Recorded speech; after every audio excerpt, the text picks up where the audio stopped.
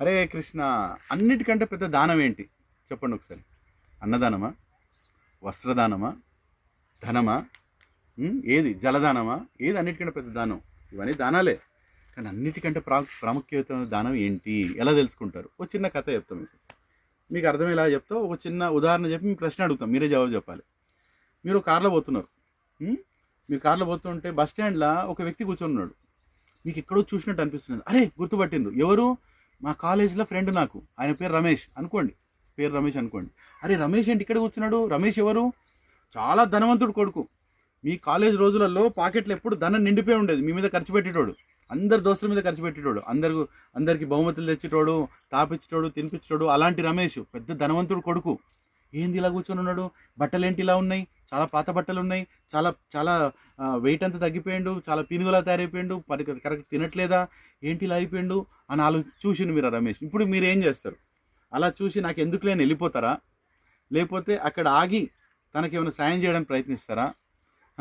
లేకపోతే నిజంగానే తన ఇంటికి తీసుకెళ్ళి తన సమస్య ఎందుకు తెలుసుకొని సాల్వ్ చేస్తారా?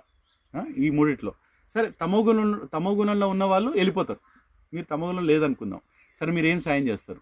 మీలోనే కొంతమంది చెప్తారు, నేను అరే బట్టలు ఇట్లున్నాయి, కొత్త బట్టలు ఇప్పిస్తా అంటారు. సరే, అది కూడా సాయమే, అది కూడా దానమే. తినలేదేమో ఇన్ని రోజుల నుంచి, అన్నం పెడతాం అనుకుంటారు. అది కూడా దానమే, అన్నదానం.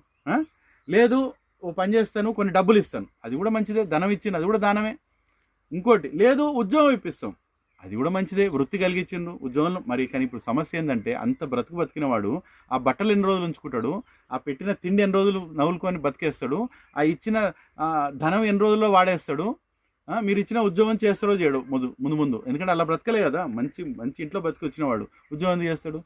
సో నిజమైన స్నేహితుడు ఇవన్నీ కాకుండా ఇంకో చాలా ప్రాముఖ్యమైన పని చేస్తాడు. ఏం చేస్తాడు? అసలు తన తండ్రి నుంచి ఎందుకు విడిపోయాడు, ఆ ఇంటి నుంచి ఎందుకు వచ్చాడు, అది కల్పించండి అనుకోండి.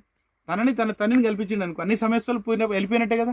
ఓ ధనవంతుడి దగ్గరికి ధనవంతుడు కొడుకు ధనవంతుడి దగ్గర తిరిగి వెళ్ళిపోతే అన్ని సమస్యలు అయిపోయినట్టే కదా. ధన సమస్య ఉంటుందా? ఉండదు. బట్టల సమస్య ఉంటుందా? ఉండదు. తిండి సమస్య ఉంటుందా? ఉండదు. అన్ని సమస్యలు తీరిపోయినట్టే. సో దాన్నే భగవంతునితో పరిచయం చేయడం అంటారు.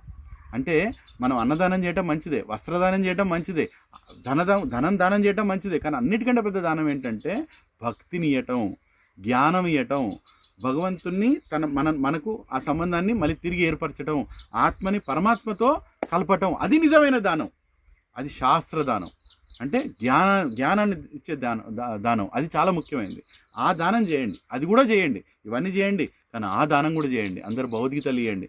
పెళ్ళిళ్ళల్లా, ఫంక్షన్లల్లా పిచ్చి వస్తువులు ఇచ్చేయండి కన్నా భగవద్గీత ఇవ్వండి. ఒక భగవద్గీత ప్రవచనం